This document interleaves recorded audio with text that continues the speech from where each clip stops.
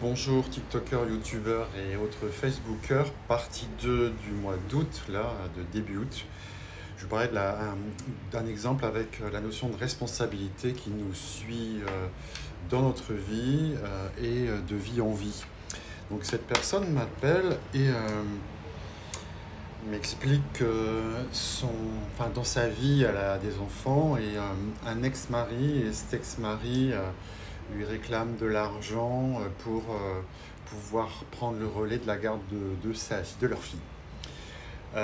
Ça a eu l'air de beaucoup l'embêter pour plein de raisons. Pendant des années, elle a eu la charge de sa fille. Son mari payait moins qu'elle et maintenant que la fille est devenue une adolescente bien développée, le mari accepte et demande de la reprendre. Elle est d'accord, c'était pas le sujet, mais il s'agit de dire il me prend plus d'argent, je ne comprends pas, et ça se passe par avocat interposé, même pas de dialogue. Vous voyez, donc on connaît tous ce genre de situation, enfin tous pour ceux qui ont des enfants, c'est pas des situations aisées et faciles. Donc elle me contacte pour un soin d'âme en essayant de voir ce qu'il y avait là derrière, s'il y avait quelque chose lié à du karma. Et donc je lui dis, mais en fait ce personnage, cet ex-mari, vous l'avez déjà connu, parce que je vois une vie là, c'est vraiment une vie qui n'est pas proche, qui est lointaine, parce que je vois que c'est un marchand en fait, de ce que moi je vois plutôt au niveau du Moyen-Orient ou de l'Afrique, ou en tout cas des grands périples comme ça. Et je vois que cette femme, c'est une femme à l'époque, elle rencontre un type qui est un monsieur plus âgé qu'elle. Elle n'a pas une situation aisée, elle essaye de trouver de quoi vivre. Je la vois un peu seule, donc je me doute bien que dans sa vie, elle n'a pas eu de vie facile à l'époque. Sans doute pas de parents connus ou morts, en tout cas quand elle était jeune. Elle doit se démerder. Puis elle tombe sur ce monsieur. Ils finissent par avoir une forme d'aventure. Et ce monsieur, c'est un marchand avant tout. Et elle est contente parce qu'il lui offre du boulot. Mais le boulot qu'il lui offre, c'est un boulot de revente d'êtres humains. Et on vend des esclaves. Et en fait, je vois cette femme qui est pas très consciente de ce qu'elle fait à l'époque, mais elle accepte parce que ça lui donne une position sociale, de l'argent, et surtout parce qu'elle est amoureuse de ce monsieur. Et les choses tournent très très mal parce que je vois que lui se fiche pas mal de la notion d'amour. C'est un cavaleur, il est plutôt féroce. Je vois un monsieur, je lui dis ce monsieur de l'époque, c'est cet ex-mari, hein. Et donc je décris un personnage égoïste avec des relations d'affaires sombres, pas clean, tout ça. Je vois un alcoolique, quelqu'un qui boit. Alors, je lui décris même c'est pas comme je dirais de boire du whisky aujourd'hui, c'est plutôt de boire des espèces de doutres dans lesquelles il y avait, je pense, du vin, de la vinasse.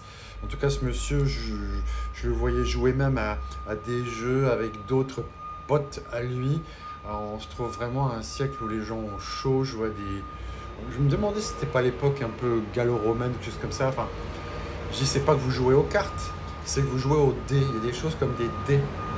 Et je vois donc ce monsieur qui a à l'époque beaucoup de pouvoir, d'argent, et elle, elle vit à ses crochets, elle vit en tous les cas, elle travaille pour lui. Elle n'a pas vu que finalement, petit à petit, elle s'est mise à vendre des enfants. Vous voyez, acheter, vendre des enfants. C'est devenu un fait au bout de quelques temps. Je vois que, en tous les cas, il est quelqu'un de très égoïste et qui lui laisse pas d'autre choix que d'être soumise. Et je la vois être frappée par ce monsieur à cette époque là-bas. Donc ensuite, elle m'a parlé de cet ex-mari dans sa vie actuelle. Il y a quand même pas mal de résonance sur quelqu'un qui est très égoïste, qui lui a pas offert une vie facile. Et puis, ils ont décidé d'avoir un enfant ensemble, vous voyez, dans sa vie d'aujourd'hui. Mais je lui pose la question, je dis, est-ce que quand vous avez décidé qu'il y a un enfant, il y a de l'amour, il y avait de l'amour? La réponse n'était pas très claire, vous voyez. Lui était pas d'accord pour qu'ils aient un enfant et elle a voulu cet enfant pour plein de raisons. Euh, donc, vous voyez, on peut dire que l'enfant d'un non-amour, quand je lui dis ça, ça l'a choquée parce qu'elle me dit, l'amour, on ne s'est pas posé la question. Je dis, justement, vous voyez, quelques années plus tard, vous avez des soucis avec lui. Est-ce qu'il n'est pas en train de vous faire payer un peu plus la garde de votre fille parce que finalement vous avez pris la décision toute seule de faire quand même un enfant, vous voyez. Donc il y a des conséquences, pour ça que j'appelle cette vidéo responsabilité. En fait, cette femme, pas facile, hein, quand je lui dis on ne peut pas décider tout seul certaines choses, surtout la vie d'un enfant. Bon, petit à petit, on en a parlé, elle me dit c'est vrai que j'aurais pu sortir un peu plus du non-dit, les choses n'étaient pas très claires, mais c'est pas quelqu'un, mon ex, qui est dans la clarté, il est plutôt dans la manipulation, il faut décider à sa place. Et c'est là où moi je faisais des allers-retours avec la vie passée, où le bonhomme finalement à l'époque l'a dominé, vous voyez. Et les moyens de se sortir, je lui dis, il y a une scène que j'ai vue, c'est que je vois la fille de l'époque se faire... il y a eu une dispute entre donc, ce mec de l'époque ancienne, dans la vie passée, et cette femme, parce qu'elle lui reprochait de boire, elle lui reprochait d'avoir d'autres femmes, mais sans doute la condition de la femme à l'époque était vraiment minimum par rapport à nos jours, et lui c'était je m'en fous, et je la vois même l'ébouillanter, mais sans le faire exprès. Enfin, vous voyez, il y a un acte où je voyais une marmite qui bouillait, et la marmite, il la jette sur elle. Et je vois cette vie antérieure où cette femme était bouillantée, et après cette scène, elle décide de le faire tuer. Donc je fais une halte là-dessus. Dans sa vie actuelle, cette femme me dit « mais j'ai été ébouillantée également ». Je vais passer les détails, sinon je vais y passer des heures.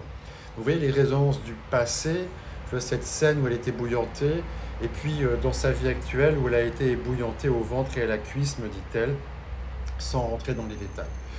Donc elle décide de faire tuer cet homme-là à l'époque, cette espèce de mec violent, et tout simplement parce qu'elle n'a pas réussi à lui dire qu'elle allait le quitter, parce qu'elle savait que si elle le quittait, il la tuerait.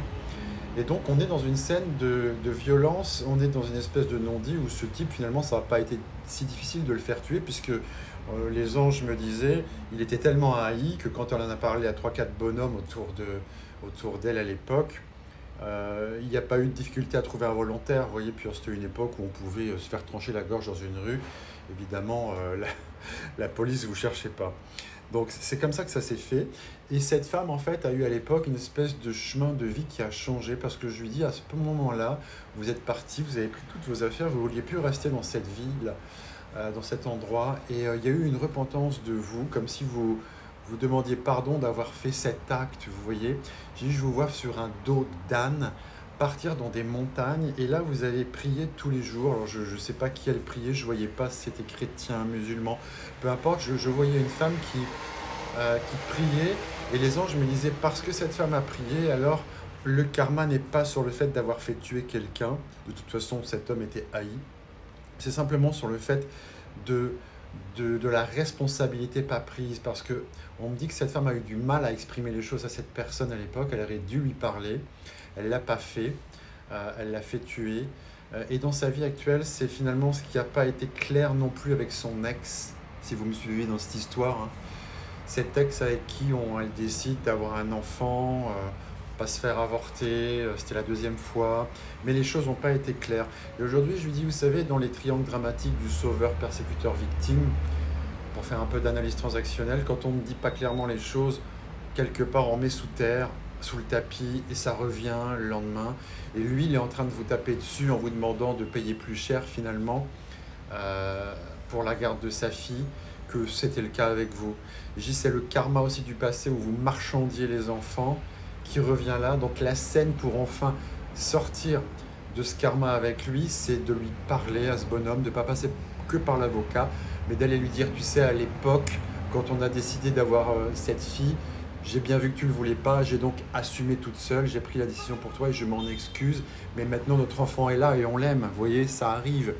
Mais je lui dis, les anges, ils insistent beaucoup sur les non-dits, sur la prise de responsabilité, parce que à l'époque où elle n'a pas pu vraiment clarifier à ce bonhomme qu'elle l'aimait et qu'elle était outrée qu'il aille voir ailleurs, elle ne l'a pas dit, ils se sont engueulés, il lui a balancé un truc ébouillanté, ça a mal fini cette histoire-là. Et dans le non-dit, on reste ensemble, on se reverra de karma en karma. Voilà ce que je voulais vous dire sur cette histoire de responsabilité. On ne met pas la tête sous le tapis, ou on ne fait pas l'autruche, le karma revient. Donc sortir du non-dit, assumer sa responsabilité. Et là, les anges ont fait le travail pour que les choses soient plus claires et qu'elle ait le courage d'aller clarifier ça à son ex. Merci beaucoup. C'était donc Patrick Théodore et je vous dis à bientôt.